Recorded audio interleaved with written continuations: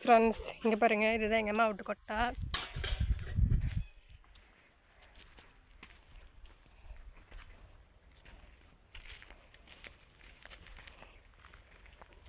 கரும்பு வந்து சோளம் உரிச்சிட்ருக்காங்க எல்லாம் உள்ள.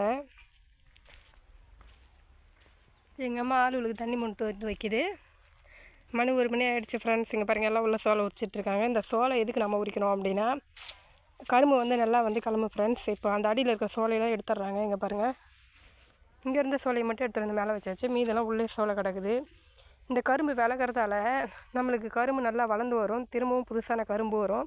இப்போ இந்த சோலையெல்லாம் எடுத்துகிட்டு நாங்கள் உரம் போட போகிறோம். இங்கே பாருங்கள், எங்கள் அப்பா உரம் மட்டும் மூடி வச்சுருக்காரு. யூரியா மட்டும் எடுத்துகிட்டு வந்திருக்காரு. இப்போ கரும்புக்கு இது 2வது தீனி போடுறோம் ஃப்ரெண்ட்ஸ். நீங்களும் எங்களை மாதிரி விவசாயம் பண்ணுவீங்களா? கரும்பு யார் யார் வீட்டிலாம் இருக்குது அப்படின்றத எனக்கு கமெண்ட் பண்ணுங்கள். பிடிச்சிருந்தால் லைக் பண்ணுங்கள். நம்ம சேனலை மறக்காமல் சப்ஸ்கிரைப் பண்ணுங்கள். என்னங்க விதவிதமாக மேக்கப் போட்டால் தான் சப்ஸ்கிரைப்லாம் பண்ணுவீங்களா? இயற்கையாக காட்டினா சப்ஸ்கிரைப் பண்ண மாட்டிங்களா?